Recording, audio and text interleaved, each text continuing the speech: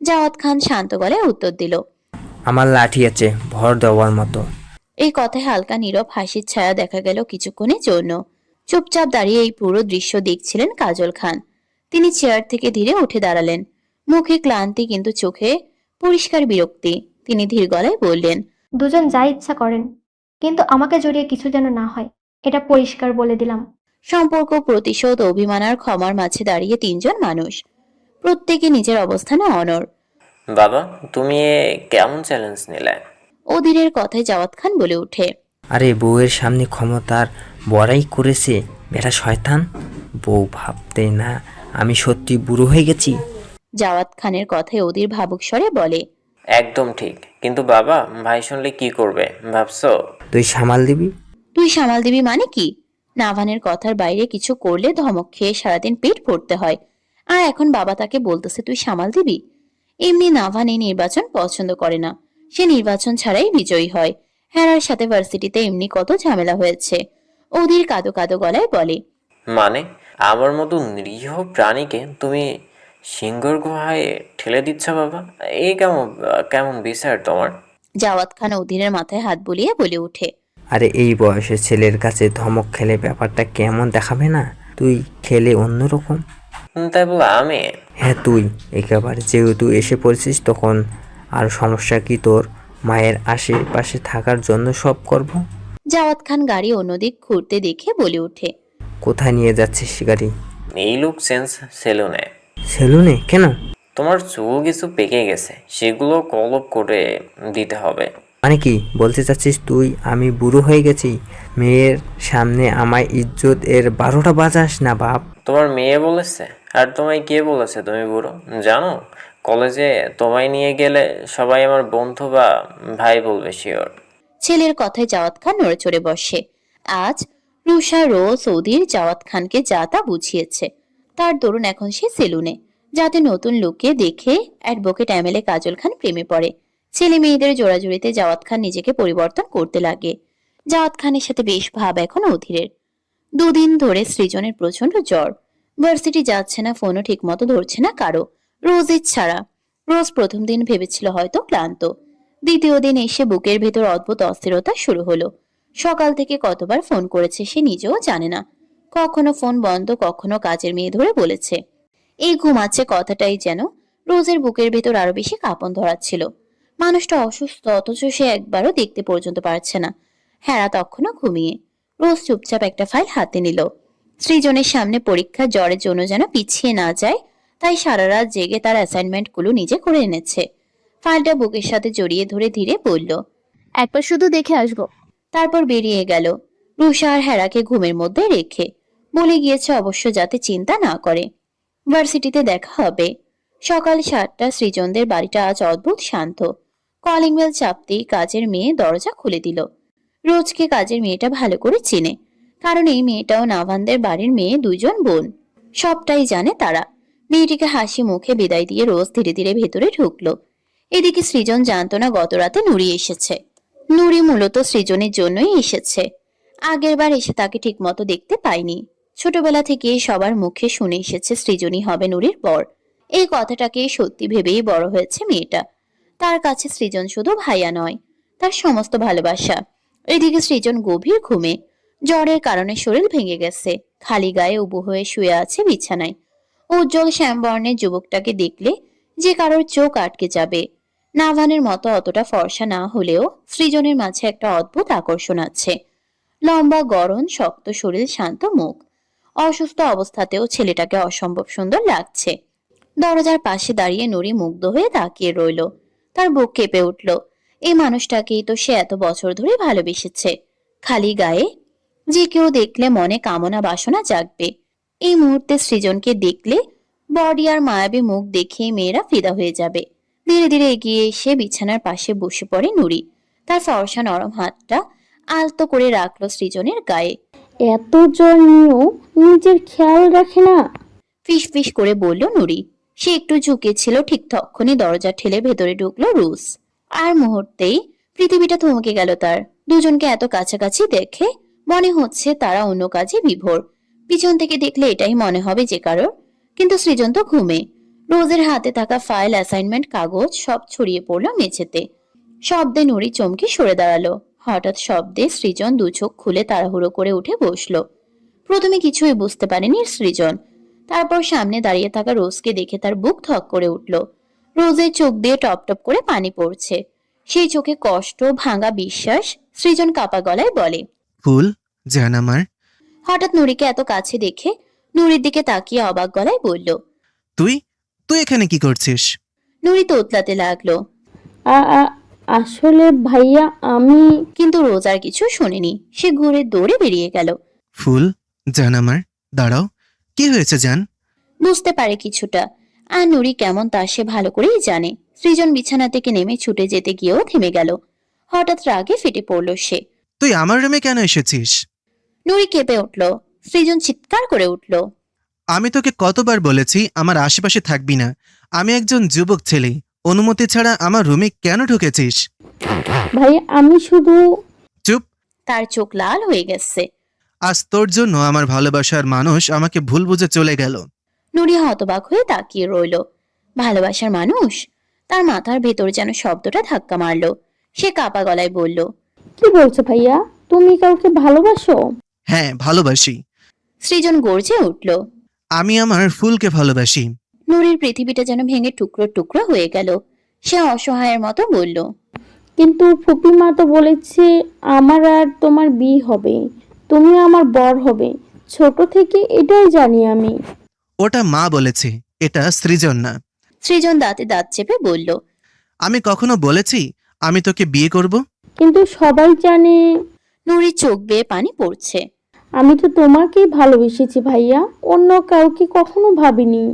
সৃজন চোখ বন্ধ করলো এক মুহূর্ত, তারপর খুব কঠিন গলায় বলল, আমি তোকে কখনো বোন ছাড়া অন্য চোখে দেখিনি আর দেখবো না। নুরি কেঁপে উঠল। ভাইয়া প্লিজ, কি বলছো এসব? তুমি বুঝতে না, আমি তোমাকে ভালোবাসি। আমি বুঝতাম, সৃজনের কণ্ঠ এবার নিচু। তাই তো তোকে এড়িয়ে চলতাম। তুই যখন বাসায় আসতি আমি তোর সামনে যেতাম না, ইগনোর করতাম, কারণ আমি তোকে কষ্ট দিতে চাইনি। আমি কিচ্ছু জানি না, তুমি আমার ভালোবাসা।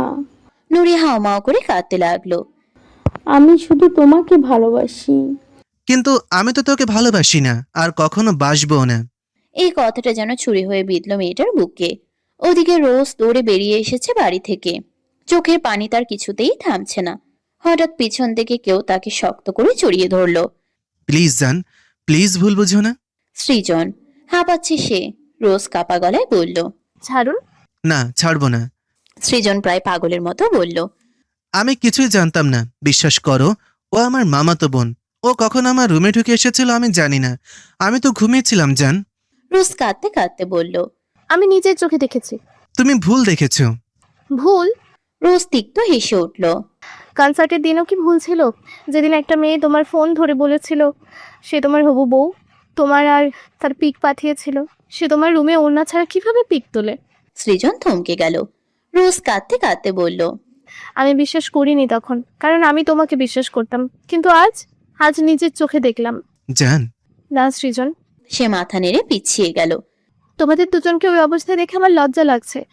আমি তোমাদের মাঝে থাকবো না, আর নাটক করার দরকার নেই। আমি সব দেখেছি নিজ চোখে। সৃজন হাঁটু গেড়ে বসে পড়ল তার সামনে। প্লিজ ফুল, জান, তোমাকে ছাড়া আমি থাকতে পারবো না। দূরে দাঁড়িয়ে সৃজনের মা সব দেখছিলেন। প্রথমবার তিনি দেখলেন তার ছেলে একটা মেয়ের জন্য এইভাবে ভেঙে পড়েছে। তার বুকের ভেতরটা মোচড় দিয়ে উঠল। তাহলে তিনি এতদিন ভুল ছিলেন? নুরিকে আশ্বাস দিয়েছেন, স্বপ্ন দেখিয়েছেন, আর সে ভুল আশাতেই মেয়েটা নিজের পুরো জীবন বেঁধে ফেলেছে সৃজনের সাথে। নিজেকে এখন অপরাধী লাগছে তার। ওদিকে নুরি দাঁড়িয়ে কাঁদছে। তার চোখের সামনে সৃজন অন্য একটা মেয়েকে জড়িয়ে ধরে কাঁদছে। যে ছেলেটাকে সে স্বামী ভেবেছে সে অন্য কারোর জন্য পাগল। এর চেয়ে বড় ভাঙনার কি হতে পারে? নুরি হাওমাও করে কেঁদে উঠল। ফুপি মা, সৃজন ভাই আমাকে ভালোবাসে না। সৃজনের মা মেয়েটাকে জড়িয়ে ধরলেন, কিন্তু তার নিজের চোখও ভিজে গেছে, কারণ আজ চারটা মানুষ একসাথে কষ্ট পাচ্ছে। রোজ সৃজনকে ছেড়ে চলে যায়। এদিকে রোজ যেতেই সৃজন উঠে দাঁড়ায়। নুরি আর মায়ের কাছে গিয়ে সৃজন রাগে কাঁপতে কাঁপতে বলল, তুই কেন আমার ফোন ধরেছিলিস সেদিন? কেন উল্টোপাল্টা কথা বলেছিলে আমার ফুলকে? নুরি ভয় পেয়ে যায় সৃজনের ধমকে। সে তো ভেবেছিল সৃজনকে বিরক্ত করে, তাই যা মনে ছিল সব বানিয়ে বানিয়ে বলেছে। আর রোজ সেটা ভেবে সেদিন মন খারাপ করেছে। সৃজনের আড়ালে তার রুমে ওড়না ছাড়া পিকো তুলে পাঠিয়েছে। সৃজন অসহায় চোখে তাকায় মায়ের দিকে। মা, কেন করলে এমন তোমার ভাইয়ের মেয়ে? তোমায় তো বলেছিলাম আমি নড়িকে বোন ছাড়া আর কিছুই ভাবি না। আজ ওর জন্য আমার ফুল আমায় ভুল ভেবেছে। ফুল কান্না করছে। মা, আমি আমার ফুলকে এতটা কষ্ট পেতে দেখিনি এর আগে কখনো। মেয়েটা যে এই সৃজন ছাড়া আর কেউই নেই। কথা বলে চোখের পানি আড়াল করতে চলে আসে। একটা প্যান্ট পরা আর খালি গায়ে। এমন অবস্থায় নুরির সামনে থাকতেও লজ্জা করছে। সৃজন ধীরে ধীরে নিজের রুমের দরজা খুলল। সারা শরীর জ্বরে পুড়ছে তার। চোখ দুটো লাল, মাথা ভারী হয়ে আছে। রোজের কান্নারত মুখটাই তার ভিতরে সব ভেঙে চুরমার করে দিচ্ছে। কিন্তু রুমে ঢুকে এসে থমকে গেল। মেঝের উপর ছড়িয়ে ছিটিয়ে পড়ে আছে কিছু গোলাপ ফুল। সাদা আর হালকা লাল গোলাপ মিশিয়ে ছোট্ট একটা বুকে বানানো ছিল, কিন্তু এখন সব এলোমেলো। পাশে সুন্দর করে গুছিয়ে রাখা কয়েকটা অ্যাসাইনমেন্ট ফাইল, কিছু পেজ মেঝেতে পড়ে আছে। সৃজন কপাল কুঁচকে ধীরে ধীরে এগিয়ে সবকিছু নিচ থেকে উঠায়। কাল রাতে নাভানের কাছ থেকে সব নোট, বই আর তথ্য নিয়ে পুরো রাত জেগে সৃজনের অ্যাসাইনমেন্ট শেষ করেছে সে। কারণ সৃজন জ্বরে অসুস্থ ছিল। সকাল হতেই ছুটে এসেছে তাকে দেখতে। কিন্তু কি থেকে কি হয়ে গেল। একটা ছেলে, তার রুম, খালি গা, একটা মেয়ে খুব কাছে। তাদের যেমন ভাবে দেখেছে যে কেউই ভুল বুঝতে পারে। রোজও ভুল বুঝেছিল। আর সেই মুহূর্তে মেয়েটার চোখের কষ্টটা এখন মনে পড়তেই সৃজনের বুকের ভেতরটা মোচড় দিয়ে উঠল। সে ধীরে ধীরে ফুলগুলো হাতে তুলে নিল। ফুলগুলোর কিছু পাপড়ি ভেঙে গেছে, ঠিক যেমন ভেঙে গেছে রোজের মন। সৃজন চোখ বন্ধ করে গভীর শ্বাস নিল। তার এখন নিজের উপরেই রাগ হচ্ছে বেশি। রোজ তার অসুস্থতার খবর শুনে সারা রাত জেগে অ্যাসাইনমেন্ট করেছে, ফুল নিয়ে এসেছে, আর সে মেয়েটাকে একটা ব্যাখ্যাও দিতে পারলো না। সৃজন হঠাৎ দেয়ালে ঘুষি মারল। তার শরীর কাঁপছে জ্বরে। তবুও সে ওয়াশরুমে ঢুকে ঠান্ডা পানি দিয়ে গোসল করলো। মাথা ঝিমঝিম করছে, কিন্তু তার মাথায় শুধু এখন একটাই চিন্তা। রোজ কাঁদছে। গোসল শেষে শার্ট পরে সৃজন সোজা ভার্সিটির দিকে চলে গেল। ঢাকা বিশ্ববিদ্যালয়ের ক্যাম্পাসে ঢুকতেই তার চোখ চারপাশে রোজকে খুঁজতে লাগলো। হঠাৎ হেরা আর রুষাকে দেখতে পেল। হেরা অবাক হয়ে বলল, ভাইয়া আপনার এই অবস্থা কেন? আপনি নাকি অসুস্থ? সৃজন সোজা প্রশ্ন করলো। রোজ কোথায়? রুষা বলল, সকালে বের হয়েছে, একটা কাজ আছে বলেছে, তারপরে ভার্সিটিতে আসবে বলছিল। এখনো আসেনি? না। সৃজনের বুক থক করে উঠল। হেরা এবার সন্দেহের চোখে তাকালো। কি হয়েছে ভাইয়া? সৃজন কিছুক্ষণ চুপ করে দাঁড়িয়ে রইল, তারপর ধীরে ধীরে সব খুলে বলল। কিভাবে রোজ এসেছিল তাকে দেখতে, কিভাবে ফুলার অ্যাসাইনমেন্ট নিয়ে এসেছিল, আর কিভাবে ভুল বুঝে কষ্ট পেয়ে চলে গেছে। সবটা শোনার পর যেন মুহূর্তের জন্য পৃথিবীটাই থমকে গেল। রুষার মুখ হা হয়ে আছে, চোখ দুটো অবিশ্বাসে বড় বড়। পাশে বসে থাকা হেরা ধপ করে মেঝেতে বসে পড়ে, যেন তার পায়ের নিচ থেকে মাটি সরে গেছে। বুকের ভিতরটা কেমন শূন্য হয়ে আসছে। কখন যে নাভান এসে ঠিক হেরার পিছনে দাঁড়িয়েছে সেটা কেউ টেরই পায়নি। সেও নিঃশব্দে সবটা শুনেছে। পুরো জায়গাটা তখন শুধু চাপা নিঃশ্বাসের শব্দ। কারোর মুখে একটা শব্দও নেই। ঠিক তখনই হেরার ফোনে টুং করে একটা মেসেজ আসে। শব্দটা এতটাই আচমকা ছিল যে সবাই চমকে ওঠে। হেরা কাপা হাতে ফোনটা তুলতে যাবে, ঠিক তখনই কেউ তার হাত থেকে ফোনটা নিয়ে নেয়। পিছনে ফিরে তাকাতেই দেখে নাভান ও অধীর। নাভানের চোখ দুটো অদ্ভুত রকম শান্ত, অথচ সেই শান্তির আড়ালে ভয়ঙ্কর ঝড় লুকিয়ে আছে। হেরা ফোনটা নিতে যাবে, তার আগেই নাভান নিচু গলায় বলে ওঠে, রোজ তার বাসায় গেছে। সৃজন অসহায় চোখে তাকায় নাভানের দিকে। চোখ দুটো লাল হয়ে আছে, যেন এই একটা বাক্যই তাকে ভিতর থেকে ভেঙে চুরমার করে দিয়েছে। হেরা তাড়াহুড়ো করে ফোনটা কেড়ে নেয়। কাঁপতে থাকা হাতে মেসেজটা ওপেন করতেই সবাই নিঃশব্দ হয়ে যায়। মেসেজটা ছিল, দোস্ত, সরি রে, কিছু মনে করিস না। তোদের না বলে বাবা মার কাছে চলে আসছি। খুব ইচ্ছে করছে তাদের সাথে একটু সময় কাটাই। অনেকদিন হলো মন খুলে কথা বলি না। কবরের ওই খাদেমটাও বলল আম্মু আব্বুর কবরের ওপর অনেক অগাছা জমে গেছে, কেউ পরিষ্কার করে না। বলতো দোস্ত, আমার আম্মু আব্বুর কষ্ট হয় না?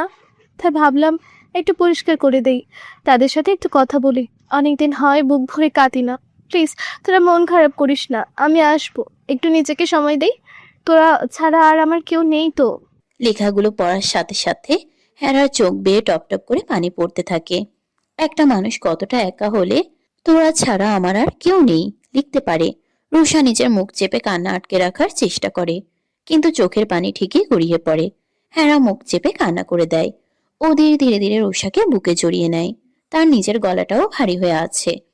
রোজকে তো বোনের মতো দেখে। যতই দুষ্টুমি করুক, ভাবি বলুক, তাও তো বোন মানে।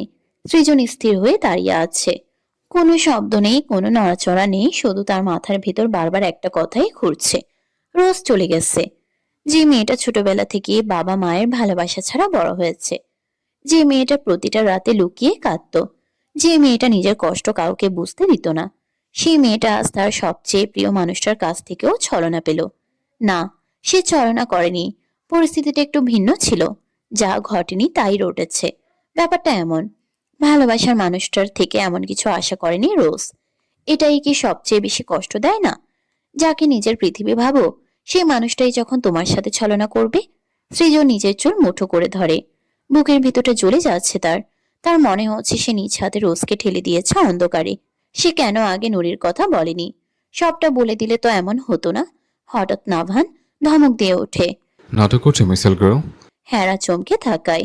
নাভান দাঁতে দাঁত চেপে আবার বলে, একটা মেয়ে চোখের সামনে বের হয়ে গেল, আর তোমরা কেউ জানলে না? এখন কেঁদে লাভ কি? যা হওয়ার তা তো হয়ে গেছে। রোজের বাসার ঠিকানা দাও। হেরা রাগী চোখে তাকায় তার দিকে, কিন্তু কিছু বলে না। তার চুপ থাকা দেখে নাভান এবার ভয়ঙ্কর গলায় ধমক দেয়। আমি যা জিজ্ঞেস করছি তার উত্তর দাও। রোজের বাড়ির ঠিকানা দাও। সবাই কেঁপে ওঠে। হেরা তো ভয়েই কাঁপতে থাকে। আমতা আমতা করে বলে, আসলে রোজের বাসার ঠিকানা আমরা জানি না। মুহূর্তেই নাভান তাচ্ছিলের হাসি দেয়। বাহ, কি বন্ধুত্ব! হ্যাঁ, তোমার একসাথে থাকছ, অথচ বান্ধবী কোথায় থাকে জানো না? এটাই তোমাদের বন্ধুত্ব? তার কথায় হেরা মাথা নিচু করে ফেলে। কারণ সত্যি তারা কখনো বুঝতেই পারেনি রোজ কতটা একা। নাভান এবার সৃজনের দিকে তাকায়। আর তুইও জানিস না। সৃজন ফ্যাকাশে মুখে ধীরে ধীরে মাথা নাড়ে। নাভান হাততালি দিয়ে হেসে ওঠে, কিন্তু সেই হাসিতে বিন্দুমাত্র আনন্দ নেই। কি প্রেম রে বাবা! ভালোবাসার মানুষ কোথায় থাকে সেটাও জানিস না। কর্তব্যের দল এক একটা। কথাগুলো বললেও ভিতরে ভিতরে সেও অস্থির হয়ে আছে। কারণ সে খুব ভালো করেই বুঝতে পারছে এই মুহূর্তে রোজ কতটা ভেঙে গেছে। কারণ সে নিজেও এই সন্দেহের সাক্ষী তার বাবা মায়ের ক্ষেত্রে। হঠাৎ তার চোখ পড়ে হেরার দিকে। মেয়েটা চুপচাপ কাঁদছে। চোখ দুটো টকটকে লাল। নাক টেনে বারবার কান্না আটকানোর চেষ্টা করছে। নাভানের বুকের ভেতরটা কেমন মোচড় দিয়ে ওঠে, কিন্তু সে সেটা প্রকাশ করতে জানে না। তাই বরাবরের মতো রাগ দিয়ে ঢাকার চেষ্টা করে। বিরক্ত গলায় বলে, উফ, কান্নাকাটি বন্ধ করবে? মাথা ধরিয়ে দিচ্ছ। বলেই পকেট থেকে একটা রুমাল বের করে হেরার দিকে বাড়িয়ে দেয়। নাও, মুখ মুছো। হেরা অবাক হয়ে তাকিয়ে থাকে কয়েক সেকেন্ড। তারপর চুপচাপ রুমালটা নিয়ে চোখ মুছছে। রুমালটা শক্ত করে ধরে রাখতেই নাভান কপাল কুঁচকে বলে, এটা কি স্মৃতি হিসেবে রেখে দেবো নাকি? বলেই হুট করে রুমালটা টেনে নেয়। তারপর দ্রুত পায়ে হেঁটে বের হয়ে যায়। হেরা হতভম্ব হয়ে তাকিয়ে থাকে তার যাওয়ার দিকে। আজ টানা 2 দিন হয়ে গেছে রোজের কোনো খবর নেই। ফোন বন্ধ, মেসেজ সিন হচ্ছে না, অনলাইনে আসে না। যেন হঠাৎ করে এই মেয়েটা গায়েব হয়ে গেছে। রোজ তাদের বাসায় আসার পর থেকেই তার মামি তাকে ইচ্ছে মতো কথা শোনাচ্ছে। কেন এসেছে, কতদিন থাকবে, কার জন্য এসেছে, একটার পর একটা খোঁজা। এই বাসা হোটেল না, যখন ইচ্ছে আসবা, যখন ইচ্ছা থাকবা। মেয়ে মানুষ হয়ে আসা যাওয়া ভালো না। বছরে একবার আসবা, ঘন ঘন আসলে মানুষ বলবে বেলাল্লা পানা করছিস। তোর জন্য এখন আমাদের মানুষজনের কাছে কথা শুনতে হয়। প্রথম দিন রোজ চুপ ছিল। দ্বিতীয় দিন সে নিজের রুম থেকে বের হয়নি। জানালার পাশে বসেছিল সারাক্ষণ। চোখ লাল, মুখ শুকনো। বারবার ফোনটা হাতে নিচ্ছিল, আবার রেখে দিচ্ছিল। সে জানে সৃজন ফোন দিচ্ছে, কিন্তু সে ফোন অন করার সাহস পাচ্ছে না। কারণ ভয় হচ্ছে ফোন ধরলেই হয়তো কান্না করে ফেলবে সে। কিন্তু সে তো স্ট্রং মেয়ে। তার চোখের পানি সহজে কাউকে দেখাতে চায় না মেয়েটা। বাবা মায়ের কবরটা অব্দি জিয়ারত করতে পারেনি মামির বকবকে। মামা বাড়িতে নেই, তাই বেশি বেশি বকছে মামি। এদিকে সৃজনের অবস্থাও ভালো না। ভার্সিটি থেকে এসে সে সরাসরি নিজের রুমে ঢুকে গেছে। 2 দিন ধরে ঠিক মতো খায়নি, কারোর সাথে কথা বলে না। রুমের পর্দা টানা। তার ফোনের কল লিস্টে শুধু একটাই নাম, আমার ফুল। কিন্তু প্রতিবার একই কথা শোনা যায়, the number you have called is currently switched off. ফোনটা বিছানায় ছুঁড়ে মেরে ফোন বন্ধ করে শুয়ে থাকে সৃজন। মাথার ভেতরে শুধু একটাই প্রশ্ন ঘুরে, কেমন আছো ফুল আমার? খুব জানতে ইচ্ছে করছে। নাভান বাইরে থেকে স্বাভাবিক থাকলেও ভিতরে ভিতরে বন্ধুর জন্য চিন্তাই শেষ। সারাদিন কাজ করেও মাঝে মধ্যে সৃজনের খবর নেয়। হেরাকে দিয়ে রোজের খবর আনার চেষ্টা করে, কিন্তু কোনো লাভ হয় না। আর এদিকে ওদের যেন পুরো গোয়েন্দা হয়ে গেছে। সে কাজল খানকে ফলো করছে কয়েকদিন ধরে। একটাই প্রশ্ন তার মাথায়, কেন কাজল খান এখনো জাওয়াত খানকে মেনে নিচ্ছেন না?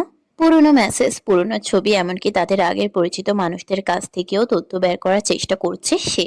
অন্যদিকে জাওয়াত খানও বদলে যাওয়ার চেষ্টা করছে, কিন্তু কাজল খানের জীবন যেন দুই দিক থেকে আগুনে পড়ছে।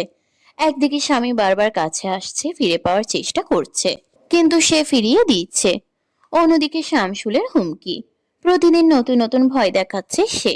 তুমি যদি আবারও জাওয়াদের কাছে ফেরো তাহলে এমন কিছু করবো জীবনে শান্তি পাবি না। এইসবের মাঝে কাজল খান মানসিকভাবে ভেঙে পড়ছে। বিকেলের দিকে নাভান নিজের ছাদে দাঁড়িয়েছিল। হালকা বাতাস বইছে, আকাশটা মেঘলা। হঠাৎ সে তাকিয়ে দেখে পাশের ছাদে সৃজন দাঁড়িয়ে আছে। 2 দিন পর ছাদে উঠেছে ছেলেটা। চোখের নিচে কালি, মুখটা কেমন ফ্যাকাশে। নাভান কিছুক্ষণ তাকিয়ে থেকে হঠাৎ দেয়ালের উপর উঠে দাঁড়ালো। কি রে প্রেমিক পুরুষ, কি করছিস? সৃজন চমকে উঠে নাভান এক লাফে তাদের ছাদ থেকে সৃজনদের ছাদে চলে এলো। সৃজন বিরক্ত চোখে তাকালো। তুই লাফিয়ে এক ছাদ থেকে আরেক ছাদে আসিস, একদিন পড়ে মরবি। নাভান কাজ ঝাঁকালো। তার আগে তো প্রেম কাহিনী শেষ করে যাব। সৃজন কিছু বলল না। নাভান তার পাশে এসে দাঁড়ালো। কি রে, এখনো মন খারাপ? সৃজন নিচের দিকে তাকিয়ে রইল। ফোন দিয়েছিস আমার বোনকে? হুম। খুব ধীরে উত্তর দিল সে। কি বললো? Phone off. কথাটা বলার সময় সৃজনের গলায় এমন ভাঙা শব্দ ছিল যেটা শুনে নাভানেরও খারাপ লাগলো। সে কিছুক্ষণ চুপ থেকে বলল, এত হাইপার হচ্ছিস কেন? তুই যে এত মাথা মোটা, তাই এবার জানলাম নিজের ভালোবাসার মানুষটা কোথায় থাকে তাও জানিস না। সৃজন বিরক্ত হয়ে তাকালো। মজা নিচ্ছিস? না, বাস্তব বলছি। আমি কি জানতাম এমন হবে? ভালোবাসিস অথচ তার বাসা কোথায় জানিস না। বাহ, প্রেমিক হিসেবে তোর পুরস্কার দেওয়া উচিত। সৃজন এবার রেলিং এ ঘুষি মারলো। দোস্ত প্লিজ মাথা গরম করিস না। নাভান এবার সত্যিই সিরিয়াস হলো। পকেট থেকে হাত বের করে ধীরে ধীরে সৃজনের কাঁধে রাখলো। তার মুখে সেই চিরচেনা দুষ্ট হাসিটা নেই, বরং অদ্ভুত এক শান্ত ভাব। রেডি হ। সৃজন বুকুচকে তাকালো। কেন? নাভান একদম স্বাভাবিক ভঙ্গিতে বলল। রোজের বাসায় যাব। কথাটা শুনেই সৃজন যেন কয়েক সেকেন্ডের জন্য থেমে গেল। চোখ দুটো তার বিস্ময়ে বড় হয়ে উঠল। মানে? নাভান ঠোঁট বাঁকিয়ে ছোট্ট হাসলো। অনেক কষ্ট করে ঠিকানা বের করেছে। সৃজন এবার পুরোপুরি তার দিকে ঘুরে দাঁড়ালো। চোখে মুখে এমন উজ্জ্বলতা যেন কেউ তাকে পৃথিবীর সবচেয়ে সুন্দর খবরটা দিয়েছে। সত্যি? নাভান বিরক্ত মুখ করে বলল, না, মিথ্যা। এখানে দাঁড়িয়ে নাটক করছি। দোস্ত। সৃজন এক ঝটকায় নাভানকে জড়িয়ে ধরতেই নাভান এমন মুখ করলো যেন পৃথিবীর সবচেয়ে বড় অন্যায়টা তার সাথেই হয়েছে। হয়েছে হয়েছে, আর মেয়েদের মতো জড়িয়ে ধরতে হবে না, বিরক্ত লাগে এসব। সৃজন হেসে বলল। হেরা বোনও ধরলেও লাগবে। নাভান মুহূর্তেই চুপ, তারপর গলা খাকারি দিয়ে বলল, অসহ্য লাগবে। সৃজন এবার ঠোঁট কামড়ে হাসি চাপলো। কি বলতে চাচ্ছিস তুই? হেরাকে ভালোবাসিস না? নাভান ছাদের রেলিংটাতে গিয়ে বসলো, যেন কথাগুলো তার গায়ে লাগছেই না। ভালোবাসা টালোবাসা আমার সাথে যায় না। দোস্ত তোকে আমি চিনি। হ্যাঁ তো? কবে স্বীকার করবি তুই?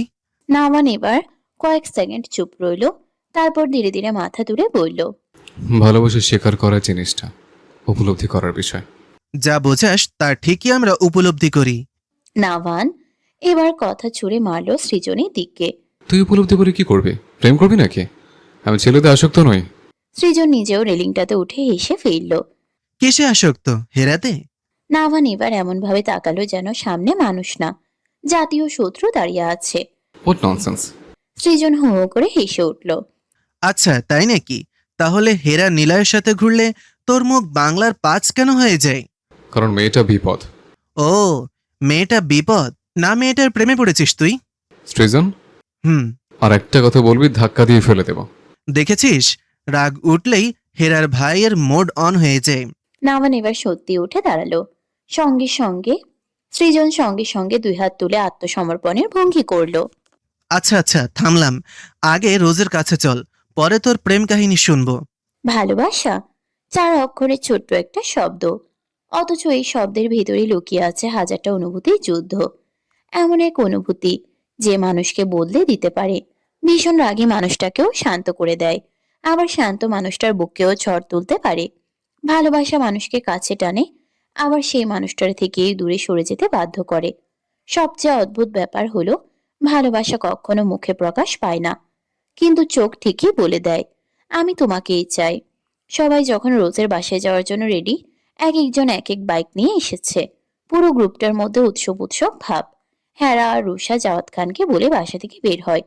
রুষা আজ হালকা বেবি পিঙ্ক কামিজ পরেছে, আর হেরা বরাবরের মতো নিজের স্টাইলে ব্ল্যাক স্কার্ট, সাদা 3/4 টি শার্ট, গলায় কালো ওড়না পেঁচানো।